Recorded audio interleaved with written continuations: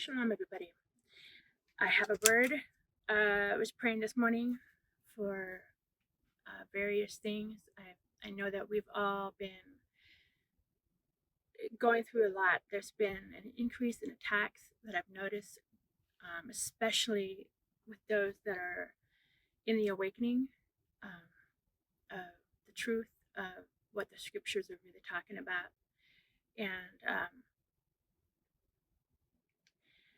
I was not given any time to prepare, so sorry for my presentation, but I have some scriptures that I wanted because everything seems to be escalating so fast as far as, just in people's personal lives and, of course, around the world and everything. And this feels urgent. I wanted to encourage. I felt very encouraged and convicted at the same time with the scriptures that I was given this morning. I was praying for strength, and I was praying for the ability to be given a word for the body of Messiah. And I was given Isaiah 58, verse 3. And I can count on one hand, probably 4 times, 3 or 4 times, that I've actually been given a verse like that, like an actual address. So I want to read it to you, and it led me to, of course, a bunch of other precepts. So I'm going to share all those with you and just leave it at that. And if you could do me a favor, because I know there's 1.5 million verses that precept along with what I'm talking about here, or what the Most High is talking about here. Please leave a comment on verses that so that we can help encourage each other and strengthen each other. Okay, so Isaiah 58 verse 3 says, "Wherefore have we fasted, say they, and you see not? Wherefore have we afflicted our soul, and you take no knowledge? Behold, in the day of your fast you find pleasure and exact all your labors." And I felt convicted from that because even through, the things I'm going through and coming to the Most High, asking for this and that and strength and all these things, it's like, do we really want help? Do we really? And it's like, yes, of course we do. We're asking the Most High for help, but how much are we giving up in order to receive? Okay, I'm going to read the whole chapter 58. So just bear with me. I'm going to be doing a lot of reading here. But if you want to be encouraged, please stick through the whole thing. This kind of helped set my focus, and I hope this does the same for you. Okay. So starting at verse 1 in Isaiah 58, "Cry aloud, spare not, lift up your voice like a shofar. Show my people their transgression, and the house of Jacob their sins.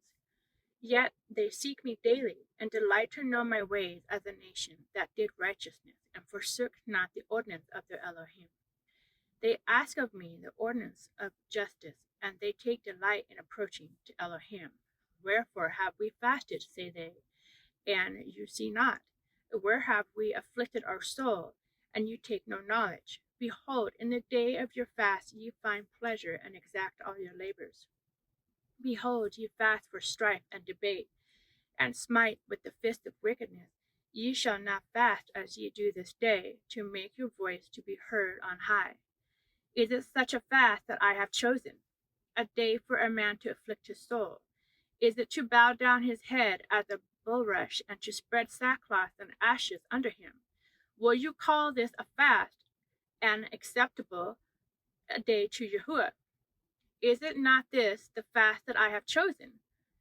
To loose the bands of wickedness, to undo the heavy burdens, and let the oppressed go free, that ye may break every yoke? Is it not to deal your bread to the hungry, and that you bring the poor that are cast out into your house? When you see the naked, that you cover him, that you hide not yourself from your own flesh? Then shall your light break forth as the morning, and your health shall spring forth speedily, and your righteousness shall go before you. The glory of Yahuwah shall be reward, your reward. Then shall you call, and Yahuwah shall answer. You shall cry, and he shall say, Here I am.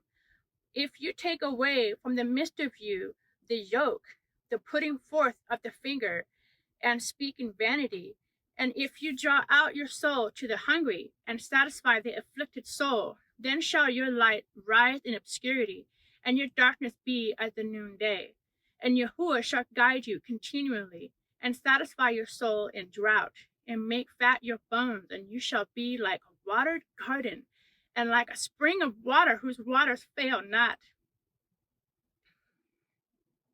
And they that shall be of you shall build the old waste places. You shall rise up to the fountains of many generations, and you shall be called the repairer of the breach, the restorer of the path to dwell in. If you turn away your foot from the Sabbath, from doing your pleasure on my holy day, and call the Sabbath a delight, a holy of Yahuwah, honorable, and shall honor him, not doing your own ways, nor finding your own pleasure, nor seeking your own word, then shall you delight in yourself in Yahuwah, and I will cause you to ride up on the high places of the earth, and feed you with the heritage of Jacob your father, for the mouth of Yahuwah has spoken it. There were other verses that came to mind as I was reading, and so the next one that came to mind is Matthew 23, verse 23. Woe, this is the Messiah. Woe unto you, scribes and Pharisees, hypocrites, for ye pay the tithe of mint and anise and cumin, and have omitted the weightier matters of the Torah, judgment, mercy, and belief. These ought ye have done, and not to leave the other undone. When we're walking in the truth, it's really easy to get caught up in the details of do this, do that, don't do this, don't do that, and we forget the love of the Torah. We forget that those are broken around us. There's people starving, freezing around us. They're without. And we can't be blessing people with our words, or cursing people with our words, or condemning them with our words, if we're not giving them a way to stand on their own 2 feet, even if it is giving them a hot cup of soup, or a scarf, or some sort of shelter, whatever your ability is to give to those that are around you. We need to be looking for those things and how to bless others, because that is the love of the Torah. I know that when we're dealing with battles, and we're dealing with the attacks of the enemy, we're like this. We're like, oh my gosh, we start spiraling downward, and we can't let ourselves do that, because then we're looking in, we're not looking out. And we are called, when we're walking in the truth, whether you're bloodline or Gentile, when we're walking in the truth, we are called to be the light of the world, and we can't do that if we're spiraling and looking at ourselves. The Most High sees what we need. We are called to be a vessel. When we give to the needy, we are lending to the Most High. Okay. This is the convicting part of me, for me, because even though I'm constantly in a state of servitude, because I'm a mother and a wife, and that's just our duty, right? To serve our family, to do the thing for our family's needs. It's easy to look inside our own walls. We have to remember. We have to remember what the Most High called us to do. Okay. All right. I got more. All right, Romans chapter 12, verse 1. I beseech you, therefore, brethren, by the mercies of Yah, that ye present your bodies as a living sacrifice, holy, acceptable unto Yahuwah, which is your reasonable service. And be not conformed to this world, but be ye transformed by the renewing of your mind, that ye may prove that what is that good and acceptable and perfect will of Yah. Another thing is when we're going through whatever we're going through and looking in that downward spiral that I'm talking about, the Most High and His Word is what can reverse that and cause us to give us the ability to look up and to look out. When we're relying on our own strength, we don't have the ability to do that, because we're relying on our flesh, telling ourselves, okay, wait, I just need to do better. I just need to do put on a happy face and just pretend like everything's okay. That might work for a few minutes or a few days, but you're making it worse the longer you wait. Romans chapter 8, 6 through 13. For to be carnally minded is death, but to be spiritually minded is life and peace. Because the carnal mind is enmity against Yah, for it is not subject to the Torah of Yahuwah, neither indeed can be. So then they that are in the flesh cannot please Yah. See? But ye are not in the flesh, but in the Ruach, in the Spirit. So, if so be that the Ruach Yahuwah dwell in you, now if any man not have the Ruach HaMashiach, the Spirit of Messiah, he is not his. And if Mashiach, Messiah, be in you, the body is dead because of sin. But the Ruach, the Spirit, is life because of righteousness. But if the Ruach of him that raised up Yahusha from the dead dwell in you, he that raised up Mashiach from the dead shall also quicken your mortal bodies by his Ruach that dwells in you. Therefore, brethren, we are debtors, not to the flesh, to live after the flesh. For if ye live after the flesh, you shall die. But if ye through the Spirit, the Ruach, do mortify the deeds of the body, you shall live.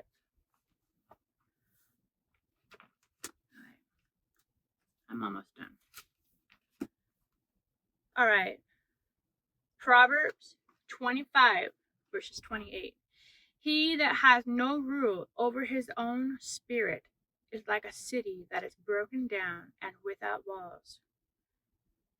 That reminds me of the walls are a protection, right? And so if we have no ruling, if we're not ruling our flesh by our spirit, if we're allowing our flesh to control our spirit or allowing our flesh to run amok, then we're unprotected. We have to take control. We have to take responsibility for our own actions. There is a time for ignorance. I don't know where that scripture is at. I need to post it up. I'll post it up on the screen. There is a time where the Most High allows for ignorance. Okay. But once we are mature, we are held accountable for what we know. Okay. So we need to buckle up. We need to buckle up. We're in this time of unknown and a lot of stuff going on. I know that's a complete understatement. We gotta, what we can do is here and within our family. We need to set our houses in order. We need to get our spirits right with the Most High, because we do not know when our time is up, and we do not know when the Most High is going to call on us to be like to do something completely impossible. Okay. All right. Last verse. Ephesians chapter 6, verses 11 through 20. I'm going to start at verse 10. 10 through 20. Finally, my brethren, be strong in Yahuwah and in the power of his might. Put on the whole armor of Yahuwah, that ye may be able to stand against the wiles of the devil. For we wrestle not against flesh and blood, but against principalities, against powers, against the rulers of the darkness of this world, against spiritual wickedness in high places. Wherefore, take unto you the whole armor of Jah, that you may be able to withstand the evil day, and having done all, to stand. Stand therefore, having your loins girt about with truth, and having on the breastplate of righteousness, and your feet shod with the preparation of the Besorah of peace. Above all, taking the shield of belief, or faith, wherewith ye shall be able to quench all the fiery darts of the wicked, and take the helmet of Yeshua, and the sword of the Ruach, which is the word of Yahuwah, praying always with all prayer and supplication in the Ruach, and watching thereunto with all perseverance and supplication for all of the Kodishim. And for me, that utterance may be given unto me, that I may be open my mouth boldly, to make known the mystery of the Besorah, for which I am an ambassador in bounds, and therein I may speak boldly as I ought to speak. So that's Paul asking for prayer at the end, because he's bound.